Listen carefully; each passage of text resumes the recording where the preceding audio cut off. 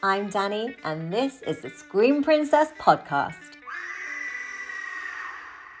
Hello there, everybody, and welcome to another episode of the Scream Princess podcast. I've got actor Craig Conway here with me today, and it's odd that I'm actually sat on a sofa with somebody because usually I'm so far away from everybody that it always has to be done remotely. But you are a fellow, well, you are a Northeasterner. I'm not really a real one. Yes, I'm a South Shields born and bred. South Shields born and bred. Yeah. But we met many moons ago.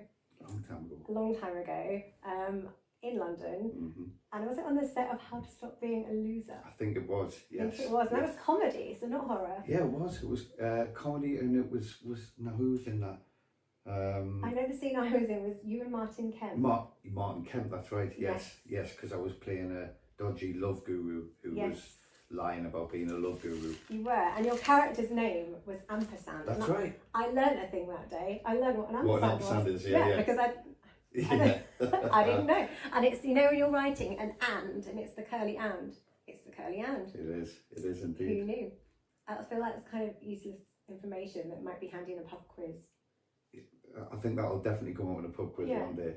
One day. And if it does, we've helped you out there. Yeah, full scores. Yeah.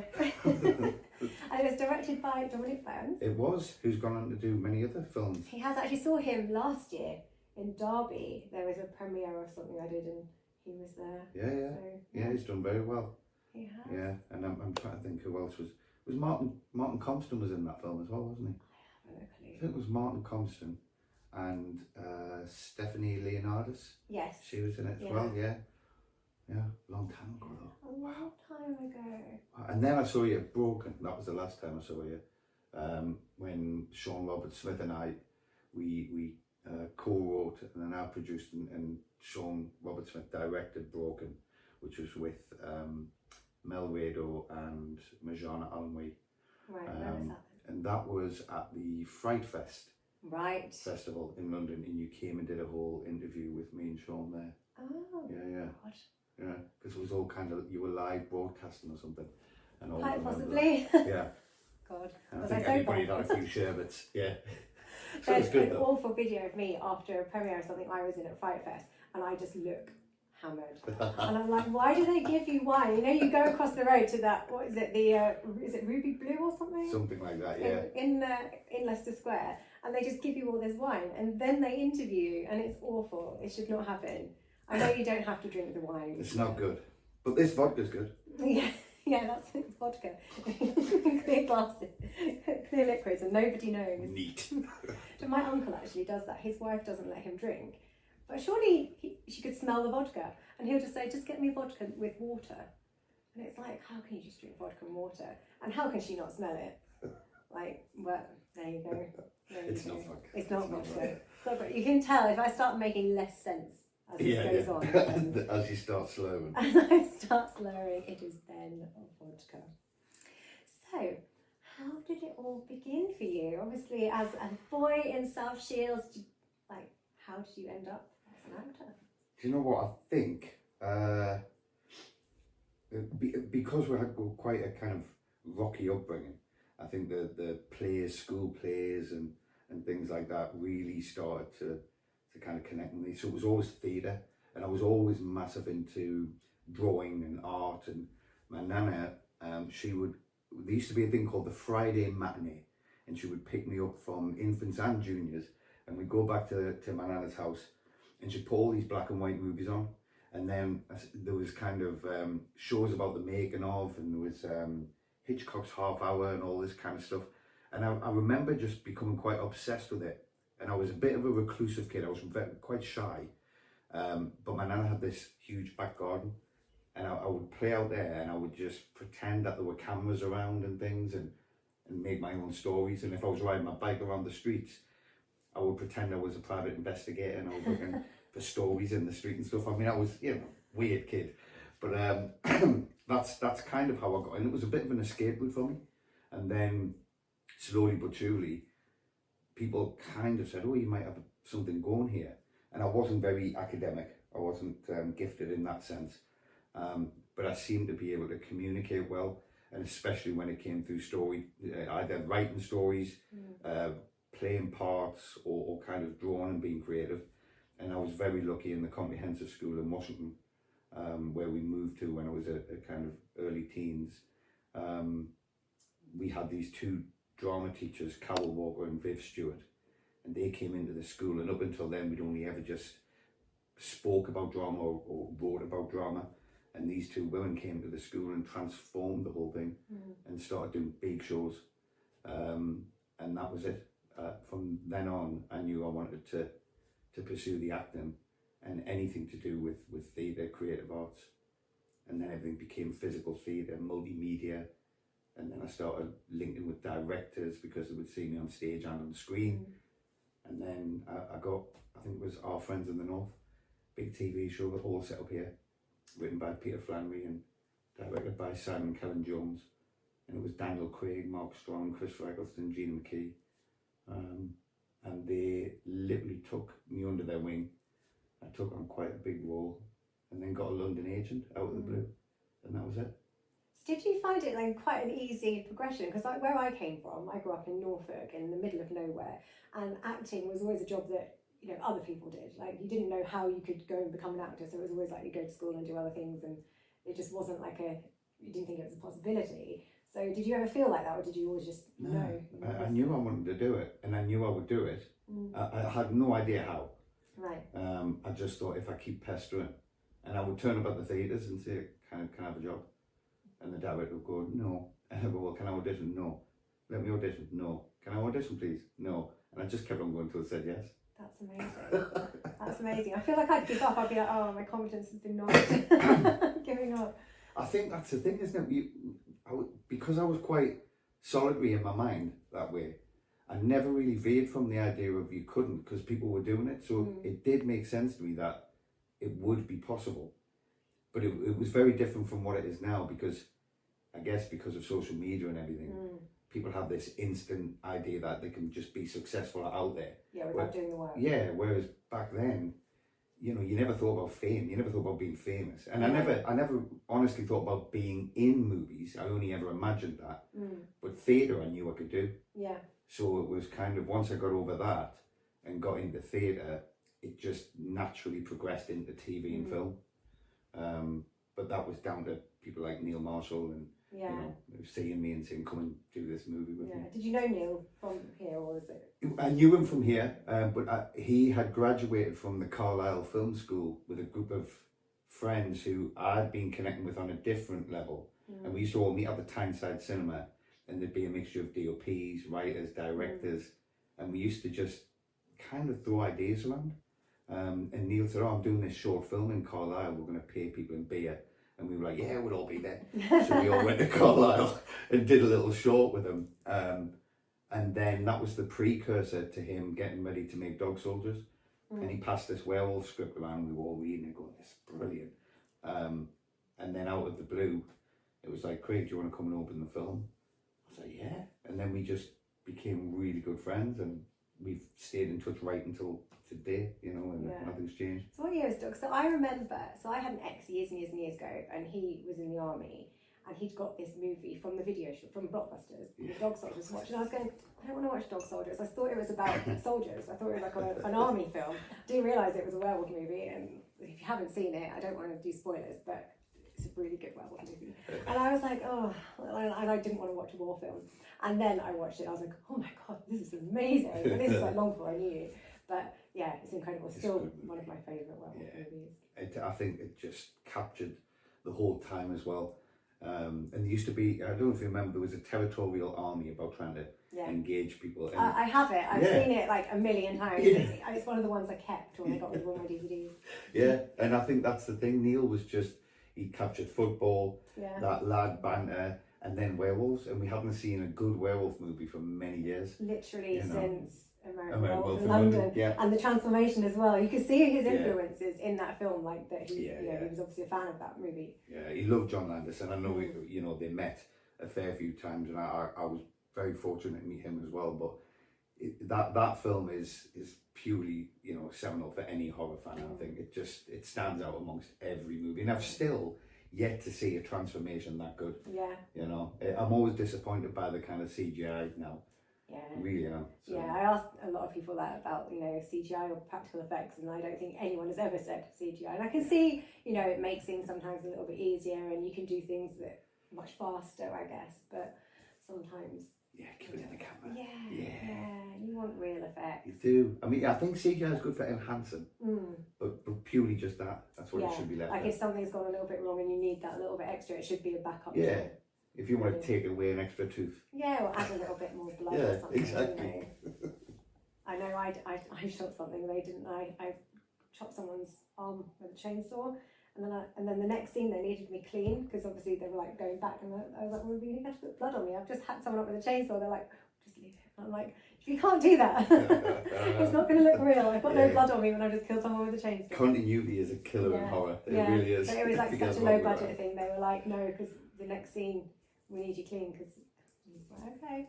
Oh, wow. Fair enough.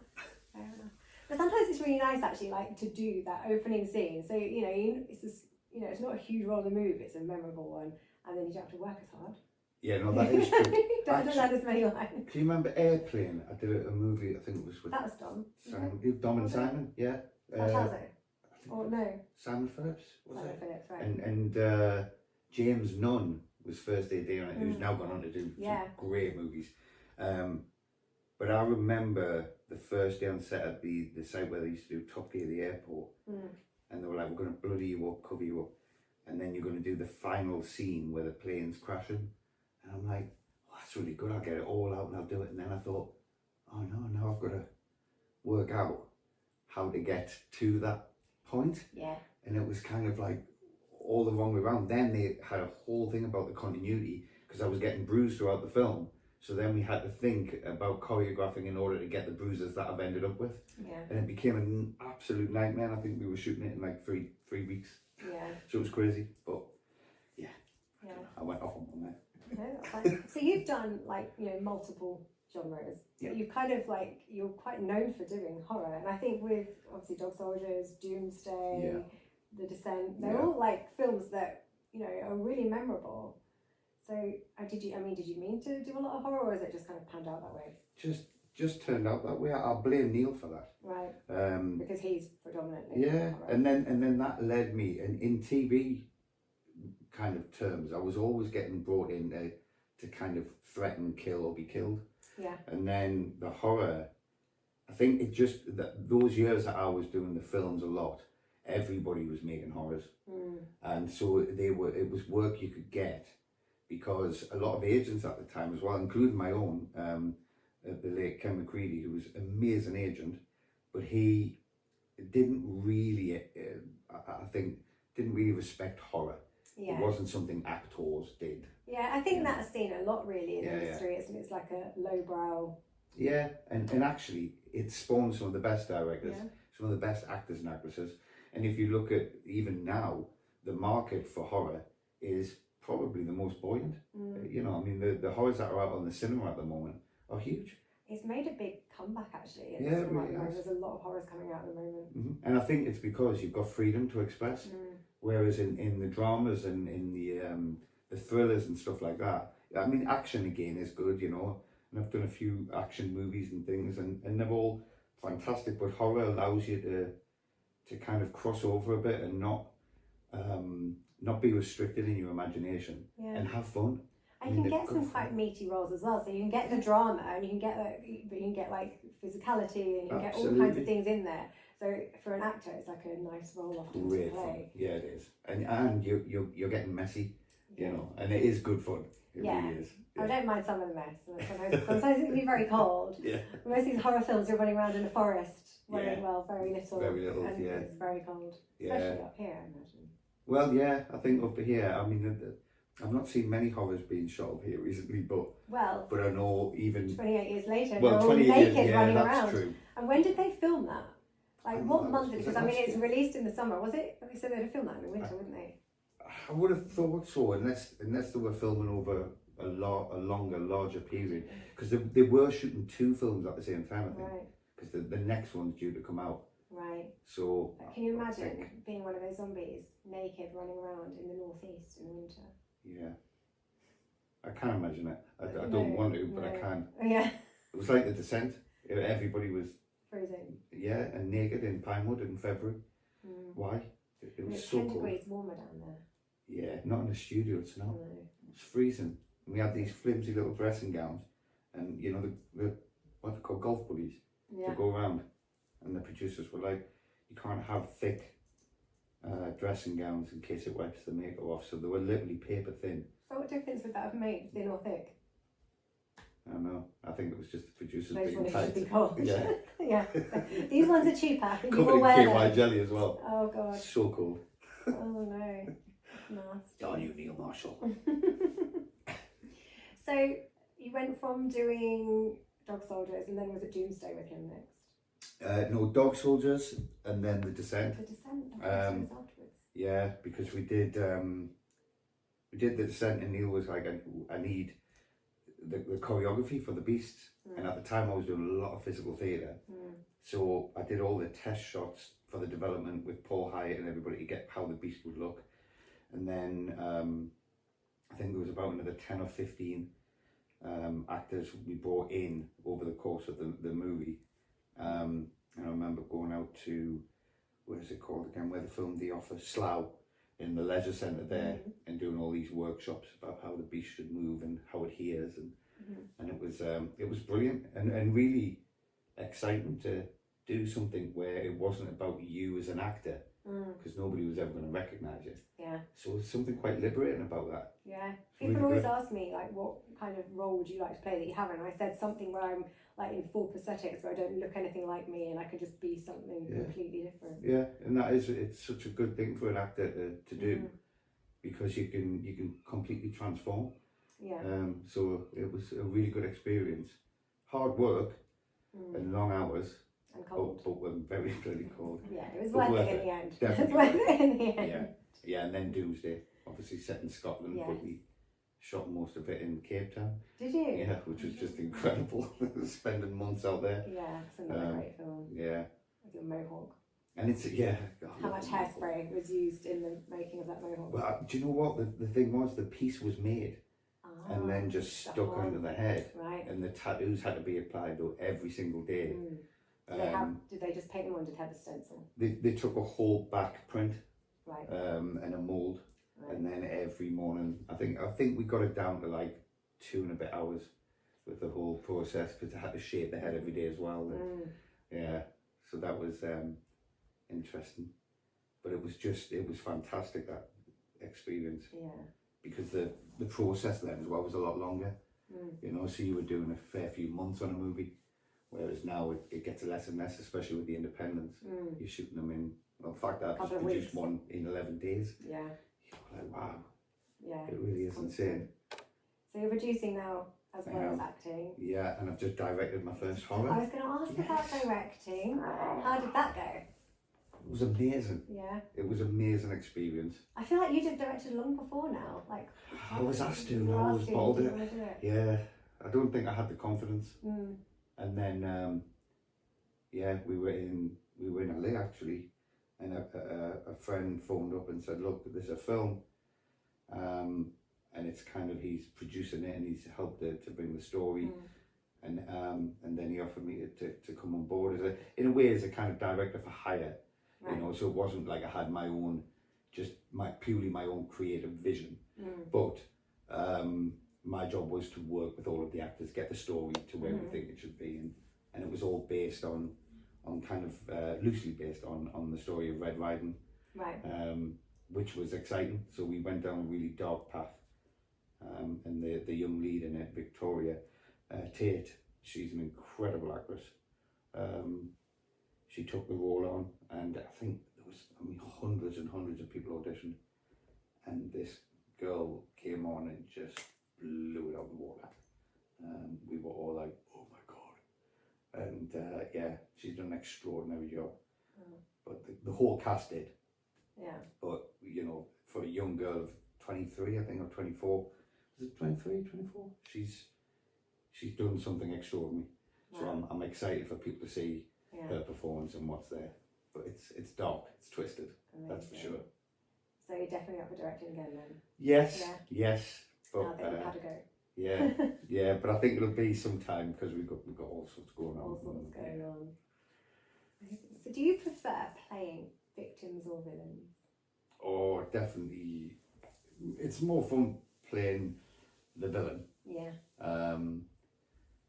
And I think that's just because the roles are always, it's slightly more interesting because as a villain, it's not that you want to not be liked. They're trying to do things in order to be respected and liked. Yeah. And they just get it wrong. So I think you it's never a fine line, play them to be bad or play them to be horrible. You have to like your character and find something in them.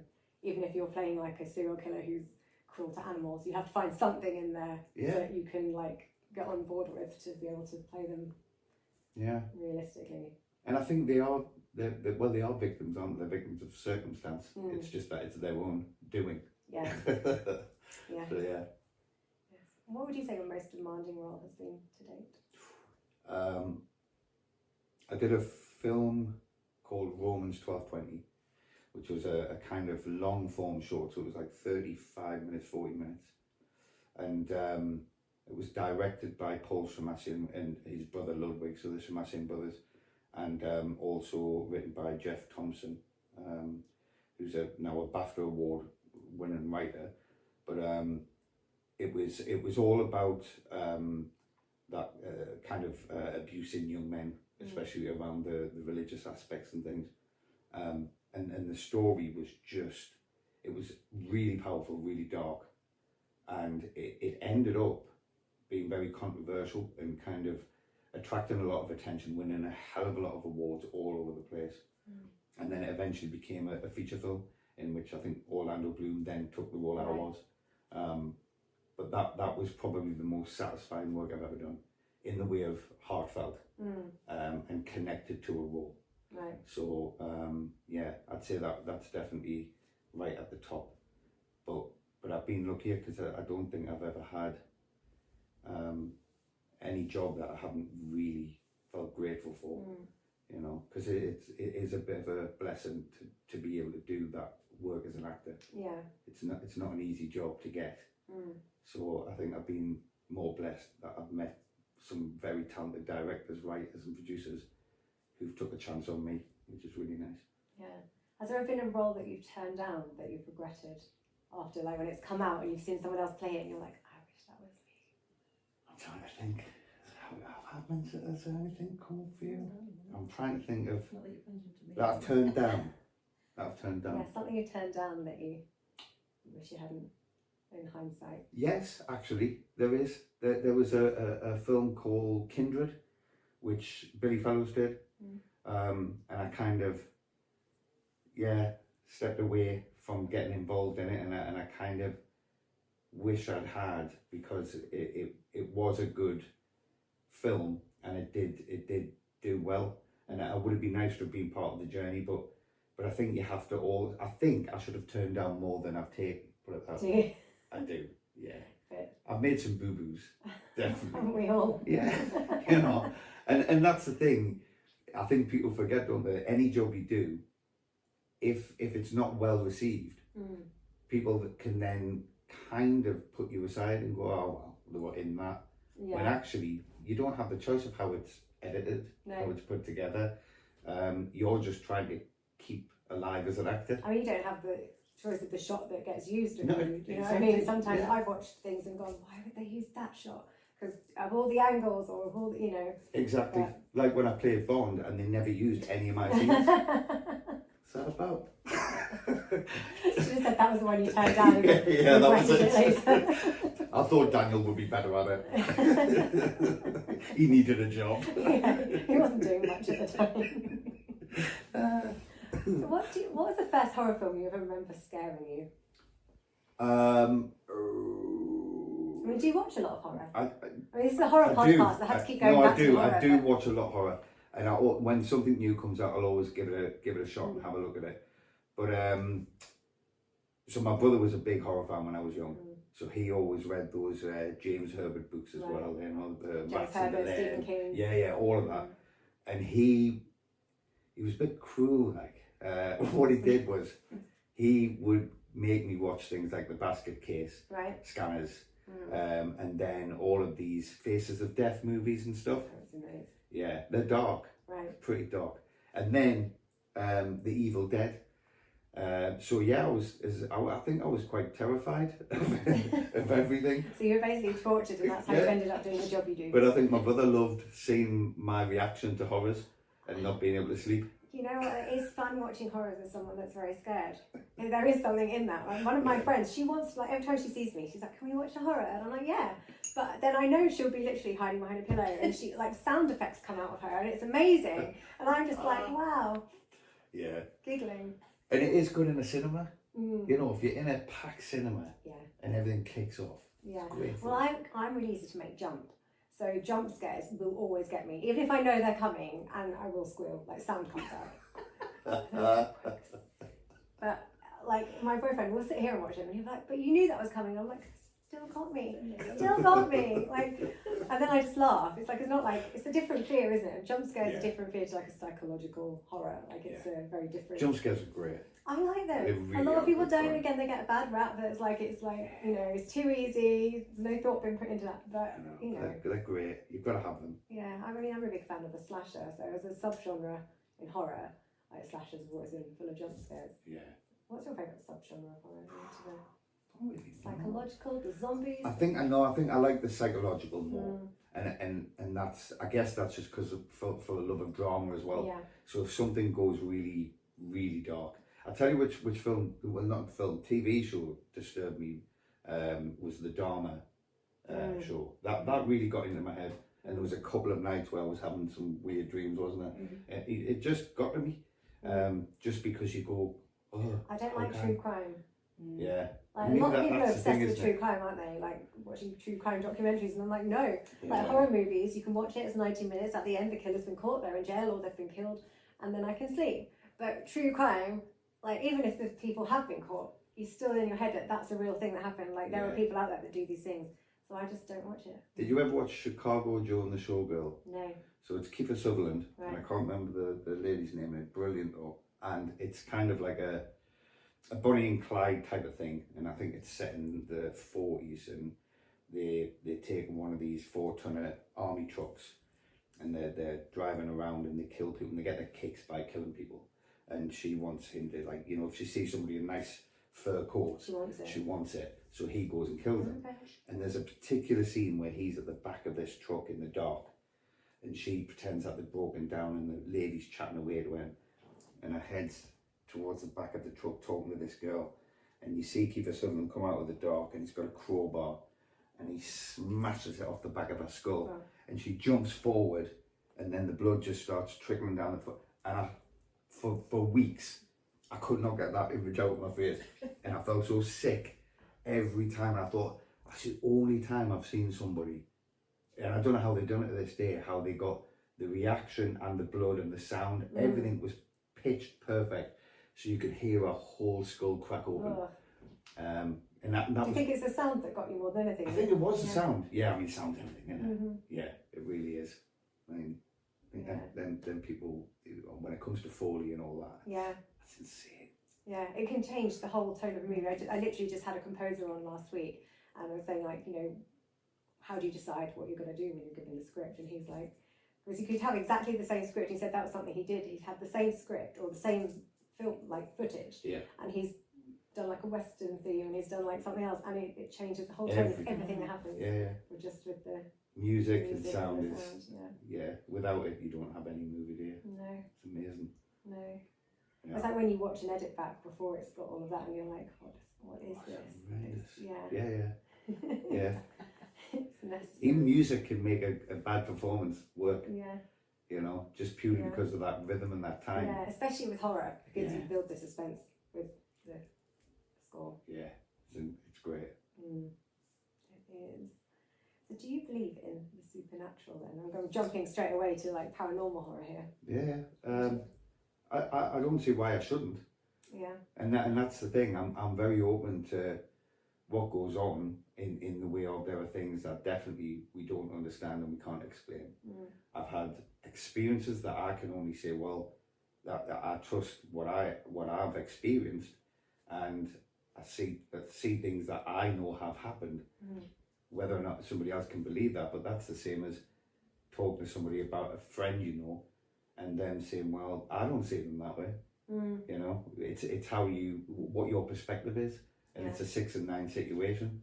You know, just because I see it one way and you see it the other doesn't mean it doesn't exist. So I think there's definitely things out there. I love the idea of it. I love the idea of ghosts, but I'm like yet to have it proven to me. I'm skeptical, but I do find a supernatural horror really gets me. Yeah, no, they're great. They're really good, and I think we should always be open to that. In fact, we were in Malaysia not so long ago, and out there, obviously, it's very different, the horror scene, but it's huge as well. It's a huge market, and basically they don't go down the kind of religious side. It's all about I guess the supernatural when it comes to your own conscious and stuff like that, you know, and all the kind of traditional backstories, spirits and things that are there to guide you. But some of their horrors are insanely good. Yeah. Because it all deals with how you and the spiritual world meet each other. Yeah. And I think there is something in that, you know, even like yourself being a holistic healer and things like that. Music, you know, you don't touch music, but you feel music. It's energy, isn't it? Yeah. And I think that's kind of what that spiritual side is.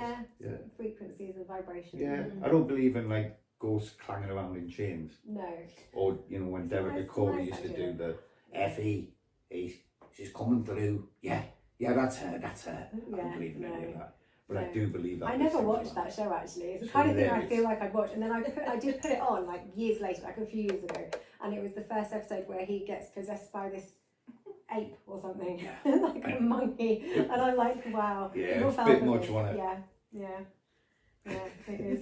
But I did love him. I loved Derek Cook. I thought he was great. I read some of his books. Did you? Yeah, and actually, like, you can kind of believe him when you're reading the book. You don't so much believe him when you're watching Most Haunted, but yeah, some of his books about his spirit guide and what have you. But yeah, I watched that show a lot. Did you? Yeah, I did. I just thought it was great fun. Isn't there? There's tons now. Yeah. But it's a lot of people. The thing is, if you didn't make it up, it's a lot of people walking around not finding any ghosts. I mean, that wouldn't be that entertaining to watch with him. Well, actually, me and Sean Pertwee did a show, like a recorded show, where they took us to what do you call him? King Arthur? No, not King Arthur. What do you call him? The Henry VIII. How did you get that? That was King Arthur. I did that, didn't I? Oh, right. I've heard this story before. They took us to Henry VIII's hunting lodge, right? Somewhere down south there, and we did a whole séance. Okay. And that was brilliant. And then there was kind of dinner and things, and they said you and Sean are going to sit in one of the most haunted rooms with a video camera and a bottle of absinthe. Amazing. Well, you definitely so there were spirits in the room, just the wrong kind, and we sat there all night. The following day, the battery died. Right. Completely died, and me and Sean were like, "Well, that was fun." And but as we came out of the room, the battery went back up. Could it have been Henry going like, "Oi, oi, not my son," because he was a cockney, wasn't he? A friend of Danny Dyer's. Yeah. Well, he has. Danny he's got some past lineage, hasn't he? I don't know. He does. He has. And I worked with Danny, so he told me that was the truth. Did he tell you that was the truth? He keeps popping up on this podcast. I recorded one yesterday, and they brought up Danny Dyer somehow. He's great. He's it was brilliant. Like, what did I say? I can't remember what my question was. It was like, what film would you remake?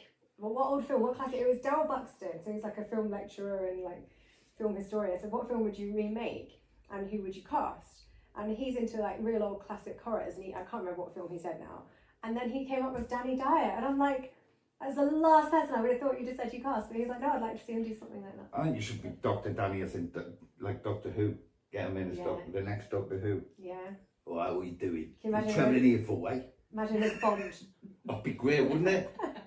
Shut up, you melt. Move out of the way. He'd be brilliant at it. He'd be fantastic.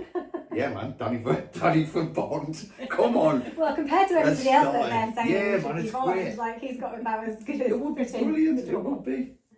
It would be. It would be different. Which horror franchise would you most like to have been part of? So I know there's like a resurgence of like the Screams come back, and I Know What You Did Last Summer's just come back 28 years later, which I definitely thought I was going to see you in. When I watched it, I was waiting for your face to pop up, and you were not. I was hoping for that too. Didn't happen. Didn't go my way. What's the matter with you, Danny? Another Danny. Another Danny.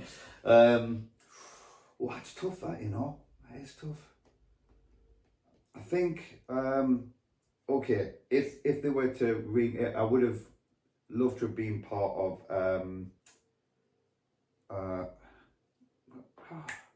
what is it? What's going on with my brain today? It says vodka. What should I put in this? What's it called? Who's in it? No, it's this house is clean. Poltergeist. Right. There you go. With my terrible impression. I liked it. You got it. Step into the light. It's all of that. Yeah, I just thought their movies were brilliant. Yeah. A lot of fun. Although the little girl died, didn't she? It was like it was an unlucky movie. Long period of filming, isn't it? People go. Not the children. When your time's up. That's true. That's true. It's just to look at the draw, really, isn't it? That. Don't know how long you've got. You just gotta live. Don't it?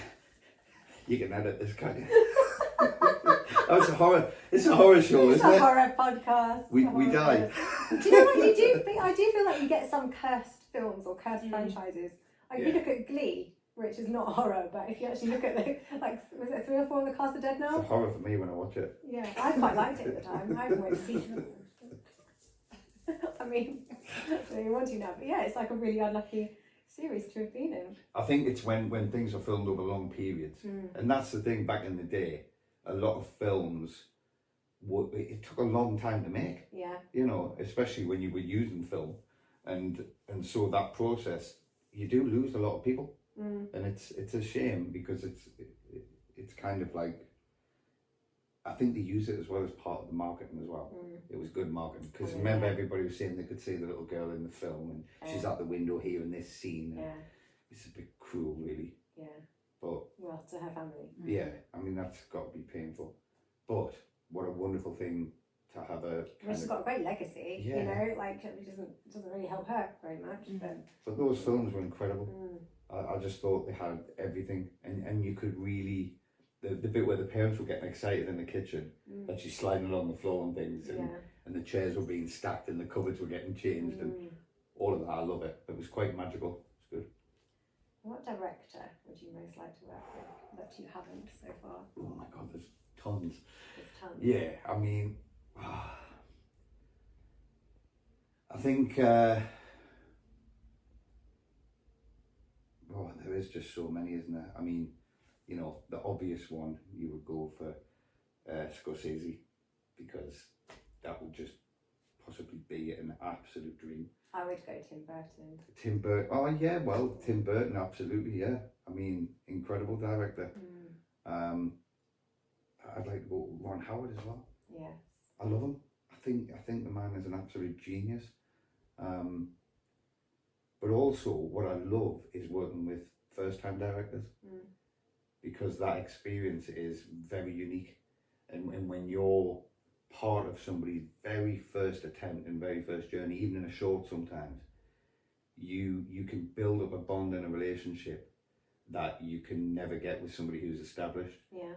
You know, because when you're all coming from that established area, sometimes what happens is you come on set and it's kind of a muchness. Oh, well, I do this and you did that. Well, thank you very much. That's been good. Great. Yeah. Whereas when it's the first timers, it's such a scary experience. And even for me on you know, when we did Red, I'll never forget some of those crew members for the rest of my life now, because the impact was so great, and the actors, I won't ever forget them and how much they gave for me. So yeah, but I'd like to work with Scott Mann again, and Neil. I'd like to work with Neil again as well. Yeah, because there's a trust, there's a bond there. Yeah, I mean, you've been collaborating for years now. Yeah. And it gets less and less. It gets less and less. The older and whiter I get. People get busier and they all kind of disperse, don't they? Yeah. I mean, you've moved down south. You were in London for a long time. And then you've moved back to the northeast. Yeah. He's back up here doing stuff now. So. Yeah. hopefully they'll all start coming back to the northeast. Yes. Because this is where it's happening. Yeah, I mean, clearly. Yeah, it is. That's why we're here. That's why we're all here, waiting for something to happen. So obviously, in the UK film industry, everyone's done gangster films, and they've done some horror films. Yeah. Like, you've had your time in the gangster films. How was that? It was all right. Good fun. I mean, I'm really lucky in the way of I have been able to move around quite a bit, and from doing classical theatre to doing like TV dramas and stuff like that into crazy films, you know, where you're shooting, killing people, playing Russian cyber hackers, and you know, blowing up half of a football stadium in final score. So I feel really, really privileged to have worked with some amazing people as well. So I'm very lucky in that way.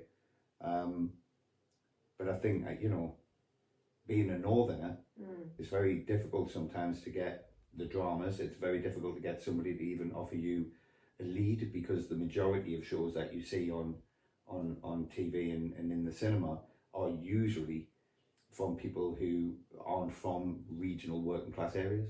You know, they may play them, but they're not from there. Yeah. So, and that's always been a battle, you know, and again, this is where horror comes in really importantly, because you can be anyone from anywhere in horror. Yeah. And there's no slur or slight on somebody having an accent. And I think that's where Mark McQueen did good with Devil's Playground. You know, bringing me and Danny in together, a southern working class and a northern, playing best mates. That never gets done. No. So we were quite lucky to have that. So Are you good at accents? Did you accents? Sometimes. You can. I'm terrible. Mainly Scottish. Oh. The Scots is Okay. just up the road, isn't it? Yeah. Okay. Okay. That's pretty much the extent of Yeah. my Scottish. Like, I lived there for a whole of 3 months and picked nothing up. Just tenants. No, I'm brew. I'm brew. I'm brew. I'm brew. Made the schooling from Gurtas. Yeah. Yeah. I do love it though. It's great. I don't know what it's meant to taste like. Iron brew. Iron. Did you try the traditional iron brew? The real, Yes. Yeah. beautiful, isn't it? Yeah, it's good. Yeah, although I just tried one the other day and it was unicorn iron brew. It was horrible. Why would I don't know why. They've got this new iron brew unicorn edition, and it's horrible. I don't know. It's like that. What You know, do with like, that? I don't know. It's got a unicorn on it. Have they asked the Scottish about that? Are they allowed to do that?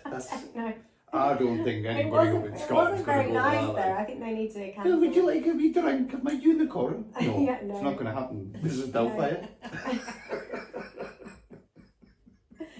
Was he meant to be Scottish? Yeah. Yeah? Okay. Yeah. Unicorn iron brew. I've heard it all now. No. No. If I find some, I'm going to get you one. But it wasn't. To be honest, it wasn't very nice. I'd swerve it. Of course, isn't it? It's just got to be iron brew. That's it. That's all you need. Yeah, just iron brew. Even like sugar-free iron brew. I can't get my head. I don't like diet Not my drinks. thing. I You don't. like- don't like Diet Coke either. If I I'm don't drinking, like it's diet. got I to be like full full fat. fat. Yeah. If someone says you have Diet Coke, it's like I order a Coke and they're like, diet. Do I look like I need a Diet Coke? Do I look like I should be on a diet? Thoroughly offended. I think it's a female. Have a unicorn coke. Yeah. Why would I want a Diet Coke? What are you trying to say? No, I'm all for the full fat. Yeah. I don't drink it very often, so I feel like when I do, I You got to deserve- go for it. Yeah. Yeah. When I do, Good on I'm you. going to go for it. What is your favourite genre?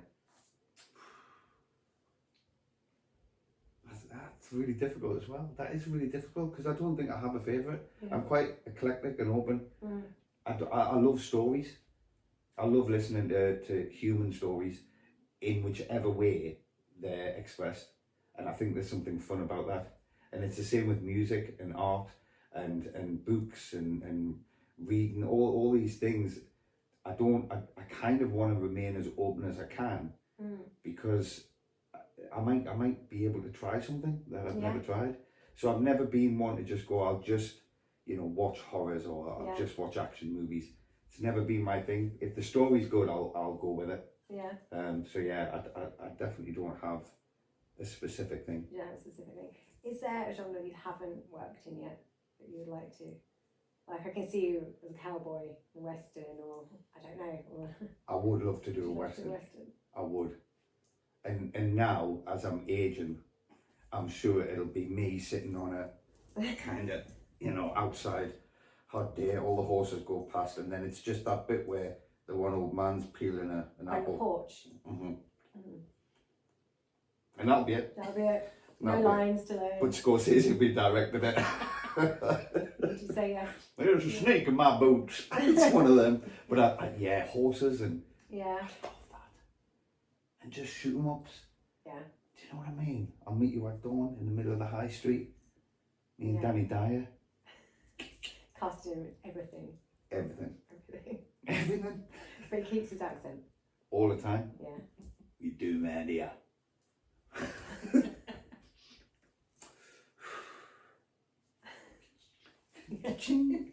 Dun, dun, dun. No, shoot you down, you melt. What else have I got here for you? I've got more questions. It's throwing me off. Oh, I've got a quick fire round there. Oh no. Quick fire round there. My Won't brain get- doesn't won't work get quick. to it. So it's only a few questions in a quick fire round. Okay. But first, before we talk about the quick fire round, I want to talk about Vera. Oh, okay. Because I am gutted that as I moved here, Vera got It's cancelled. I was Yeah, like, yeah. where goes my chance? It's Doing gone. Vera. I got obsessed. Like, I love reading a crime thriller. And then I'm obsessed with like old women solving crimes. Like I love Murder, She Wrote. Oh. I love Miss Marple. I love Yeah. Vera. And well, also old men. Like I love Midsummer Murders. I think this is like the genre that I love to watch the most. Is old people solving crimes. Yeah. Brenda Blethyn, man. Yeah. What an actress. Incredible actress. Beautiful woman.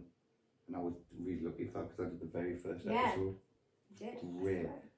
And I got to sit with Brenda quite a bit, talking about the accent and going over the accent. And it was Yeah, a joy. because her accent changed throughout the series. Like when she pronounced her own surname, as at the beginning, I think it was Vera Stanhope, and then it became Stanhope. Yeah. So it like Stanhope, it, yeah, it exactly. did kind of. Because usually your own name you'd know how to say, but I did notice that she started saying it differently.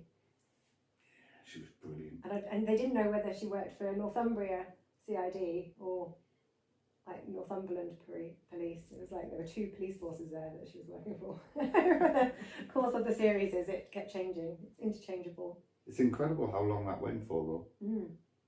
And I think, you know. Well, the last series was only 2 episodes, and they shot it in Shields, a lot of it. There's the town hall, the what's the ice cream and chillers was in it. Chillers, yeah. Great. It's not the weather for today. We could have gone for ice cream. No, that would have been good. Yeah. Got a dull day today. So we're just having straight vodka. So yeah, just vodka. Pop some ice cream in it and have a float. Yeah. Do you know, I actually went there at Christmas, they do, because I'm vegan and they only do like the odd vegan flavour, there's like vanilla or peach. But at Christmas they bring out like a December one. So one year it was like chocolate orange, it was amazing. The next year, the vegan option was Bloody Mary over ice cream. I didn't try it because I couldn't like let those two worlds combine. It'd be good in ice cream. No, That's like I love a cool. Bloody Mary, Yeah, but I just not was in like, ice I don't cream. think, I don't want tomato ice cream. Like, No, I it doesn't. No. I don't think it lasted past That's that one. that's close to unicorn iron brew, isn't it? Yeah. It's like a normal. Some don't have things it. should not be. Some things should not collaborate. And Yeah. Those are the things. Keep them well away. Those are the things. Well, how did you find? Like, how did you get into Vera? Is it just a general? It was an audition, Yeah. and yeah, luckily I got the role. But I was dead quite a lot in that episode. That didn't last long, but it was just the chance to work with Brenda Yeah. was amazing, and she's a And I really suppose in the incredible first actress. episode, you didn't know that it was going to be a huge series. It was going to last No. so long. I would have turned that down, and in the hope that I could have been back in later as a detective. Yes. Yeah, I think I'd like to do that. I'd like to play Yeah. a dodgy A detective. dodgy detective. Yeah. Because there was a guy in there, wasn't it? And he was a bit like rough around the edges, one of the detectives. Yeah. And kind of came into it more, I think, in the later series. I'd like to do something like that. I think a really Yeah. dodgy detective, Yeah. Takes backhanders and. like just horrible. Right. Yeah, I think that would be a fun part. Yeah. City on a Hill. Is that the one that with Kevin Bacon? Yes. Have you seen I that? haven't seen that one. No. Watch that. It's good. Okay. And he's so, you love him, but he's such a shit. And there's something wonderful about that when you really love a character, but you know that you go, oh, really? Yeah. Why do you do that? Yeah. I That's always a love a good show. baddie though. I like watching a baddie. Yeah. It is fun, isn't Yeah. it? And I think that's because, as an audience, you go, wouldn't you love to just be able to be that honest about being as bad as you are? Yeah. Like, I love Dexter, and you're rooting for him the whole time. We are literally just watching. Have you not seen it before? We've never seen it. I know. The series. That's the other thing I don't do. I when hate it's it hype. when people, like, get to watch it now for the first time, like, and I'm jealous because you're getting to see it for the first time. Where are we now? Oh, Third, wow. Third season. Oh, yeah, he just gets better and better and He's better. And then they've just brought the new one. Phenomenal. Yeah. He's brilliant. Because you're rooting for him the whole time. I love But him. he's, I want him to be like a best mate. yeah, It's just the don't get same on as his you. wrong side. Just Yeah. don't do any bad stuff. Yeah, it's like you, isn't it? Oh, yeah. Did you see that? I saw the first season and then I It was good fun. gave up on it. It was good fun. Yeah, it was good. But I think you definitely must have been an influence from Dexter, Yeah. because Dexter is just. I haven't seen the superb. new Dexter series. I don't Oh, know. the Is it Resurrected. Resurrection? Yeah. I saw like when it came back after a few years. I saw that series. I can't remember what that was called, but the latest one. I don't have the channel. I don't know what channel it's on. Because you now have to buy every channel, don't you? It's- Like, to have to watch stuff. It's hideous how many Yeah. things, How many- how many places there are that you Yeah. have to go and watch things. Yeah. But yeah. So I haven't seen that one yet. I've just been doing Wednesday, like the new season. Oh Wednesday. yes. But now I have to wait So till the first time I'm September gonna have for to the watch next the new one. I two. haven't watched the new one yet. The new one. Mm. Oh, I love it. Yeah. So you ready for some quick fire round? Oh come on. It's not hard. It's Okay. your opinions on things. There's not many. There's only 5. Okay. Okay. Vampires or werewolves? Vampires. Yeah. Yeah. Favorite horror villain. What's that? Favorite horror villain.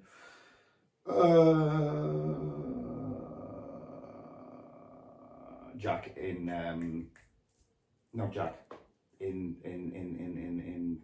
Mount Welworth in London. He's not a villain really. He's not a villain.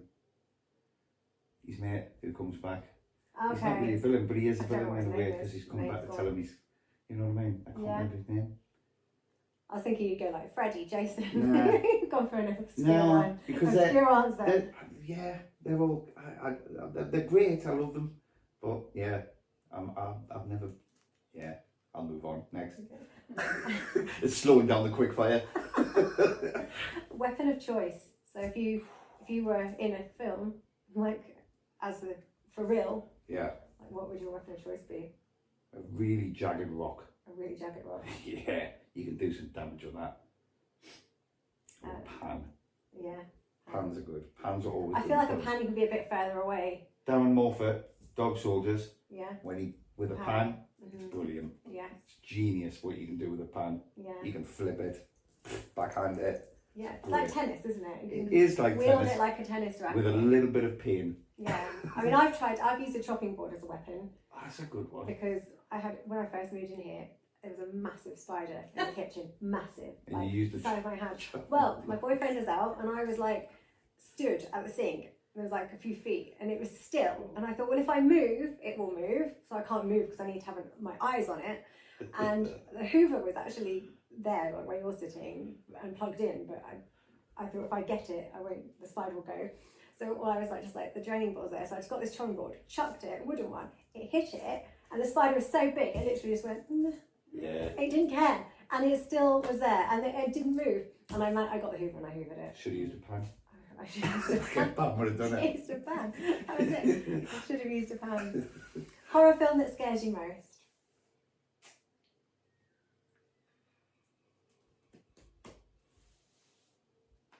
I think probably if I go back, The Exorcist would have been The the one that did it for Exorcist. me. Yeah, that was the one that definitely stuck inside Yeah. as a kid. And even when you watch it back now, actually, there's moments in it Mm. where you can really feel it. The Omen is a close second. Yeah, some of the Omens got me a little bit. Ooh, when I was Yeah. younger. Yeah. Well, finally, what's next? Ooh. What is next? What have you got going on? Well, got to sober up after this. Yeah, you're right off for the rest of the day. No, we're working on a lot of things at the moment. There's a lot of productions that we're trying to bring to the Northeast specifically, and we're hoping to get ready to make some very big announcements, which should come within the next week or so. which I can't say too much about. However, all of it is devoted to bringing films, productions, supporting new artists, new writers, new actors, and working with graduate artists in order to try and create an ecosystem in the Northeast.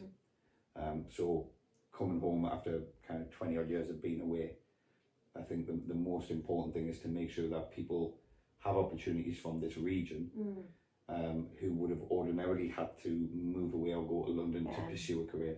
I don't want people to have to leave where they live in order to think that they have to be somehow London or LA, when actually you can make film, produce work and be creative wherever you are. Yeah. So that's the big goal. And London's like, it's a completely different life, isn't it? Yeah. So, I mean, having moved up here, I couldn't imagine ever going back now. I can't imagine living in London. I like going for a day or so, and then it's like, I'm ready to be away again. Beautiful city. It's great when you're like 20. Yeah. Like when you're young and you want to party, then it's fun. Yeah. But, you know, then get out. But there comes a time. There comes a time. But then Newcastle is an amazing city. Yeah, but Sunderland. I'm sort of over the whole going out thing, so I go to Newcastle for lunch. I haven't even been for dinner because I'm like, I'm in my pyjamas by 7 o'clock now. I'm like, you know. Yeah, it's good, isn't it? Yeah. Cup of tea. Yeah, I don't hate this getting old thing. I thought I would, and then I'm like, no, you know what?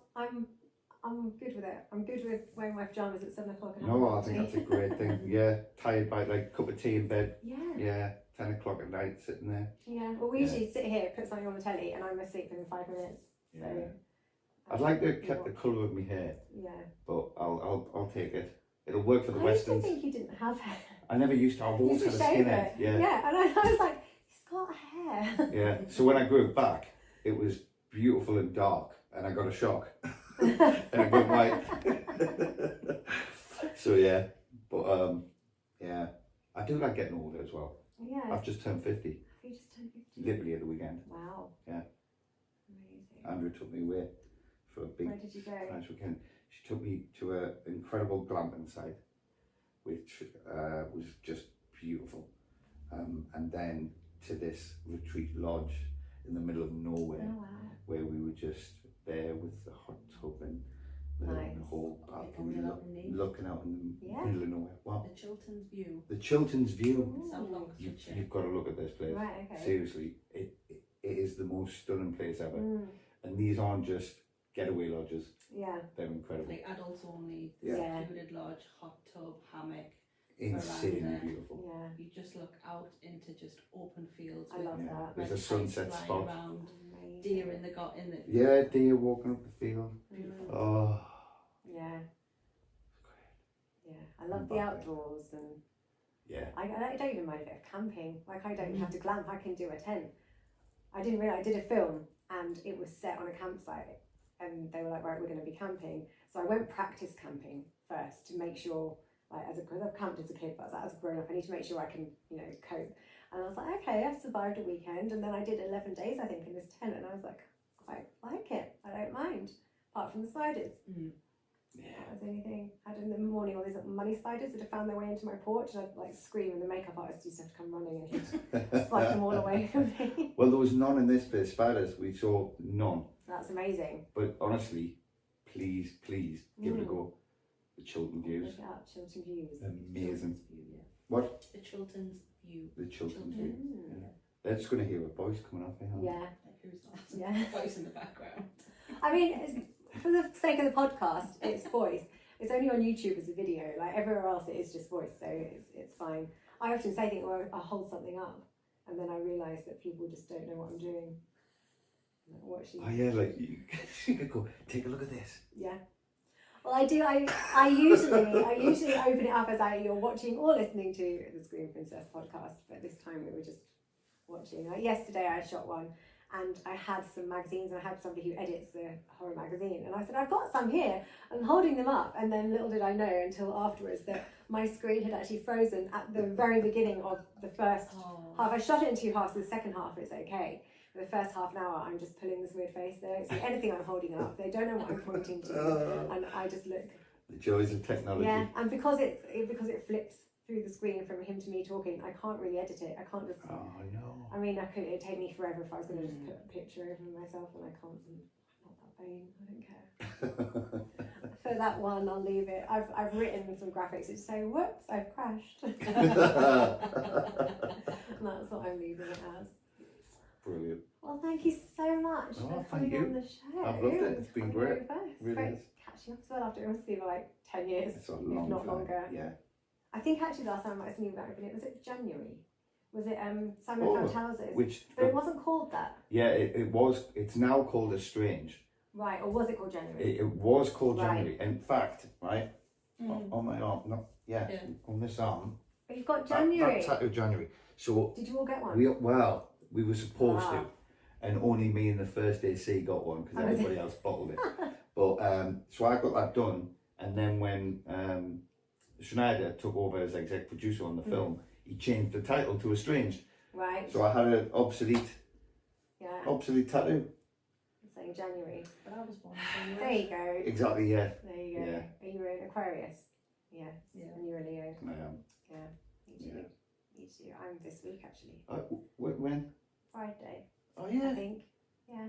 It's like the last day on the cusp of like the next one, but I'm definitely a Leo. Yeah. Yeah. It was Yeah. Friday just gone. It's gone. It's always a week in A it. week? Yeah. Week is it? Yeah. But you'll not be 50. See? No. That's me. That's it. No, I've got a few years left. Yeah. Well, obviously. Yeah. It's okay for men though, isn't it? Is it? To get older and Is it? distinguished and Extinguished. extinguished. Did I say that? No, you No. didn't. How do you second guess myself? Did I say extinguished? Yeah, no. I think it's the men look better. Like I look at my partner pictures of him when he was younger and I'm like, I never would have dated you. Like you're like scrawny and like no. Actually, that's a good point because we met when we were much younger and she kind of blew me out. There. So that's maybe what's happened. Yeah. I've You've had refined. to like, yeah. I had to get to a certain age. Yeah, you had to develop and mature, didn't you? Yeah. Yeah. I was only 16, who was 16, 17, 18. Mm-hmm. You were 18, I was 16 at college. That's when we first met. And you said no. We stayed friends all There the you go. time. We had one kiss, Aww. and then I phoned her the next day from the She phone ghosted box, you? and she went, "Nah, mate." And I was like, "Why is Danny in there?" Oh, shut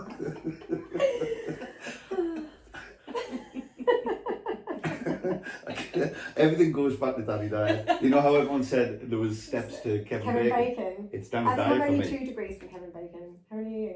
Oh, I'm not There's a gonna have to website do for it. that. You put your name Is in. there? It's like, yeah, you put your name in and then it does it. And I think because I've worked with Lloyd Kaufman and Lloyd Kaufman's worked with Kevin Bacon, so it was like, there's 1 degree in it or something. Surely I can't be that far away. It can't be. But You I must have worked reckon with someone that's worked with I'll Kevin be Bacon. days to haven't you? Danny. Won't I? Yeah, well, we both worked with him. Maybe hours. Yeah. Minutes. But I had such a good time working with him. Yeah. He was just a lovely, lovely guy.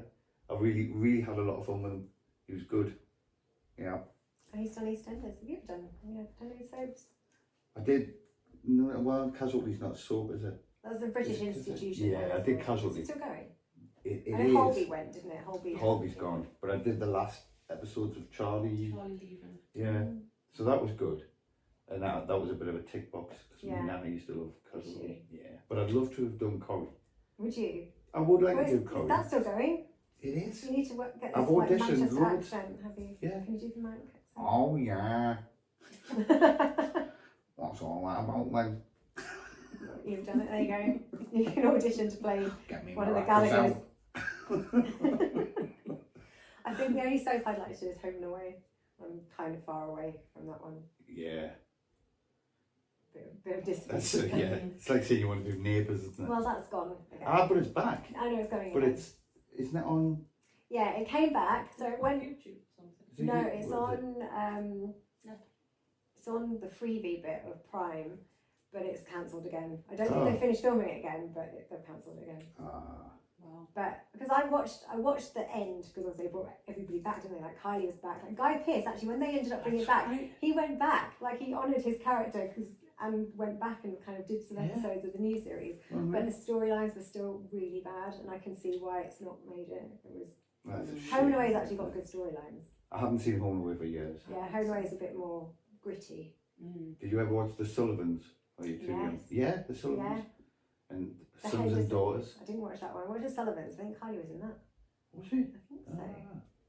Yeah, I remember The Sullivans. Flying Doctors. Yeah, I didn't watch that one. That was a good There one. was, and what was the Shortland Street? The New Zealand. Oh, I didn't see that. Yeah, that was good. Yeah. That was a good one. But the Australians are good with films as well and comedy. Mm. Australians are great with comedy. Dark humour. Very dark Yeah. humour. Mr. Nice.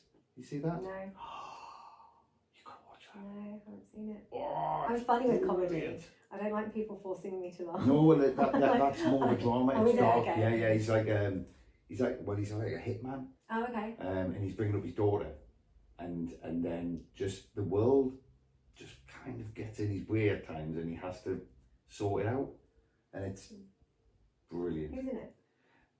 I can't remember the lead guy's name. I'm terrible with that, but He's very good. he is amazing, and I'm sure somebody said to me the other day he also wrote it. Right, okay. And his performance is outstanding. Mm. I don't know how that show didn't get picked up and made into more and more and more, Mm.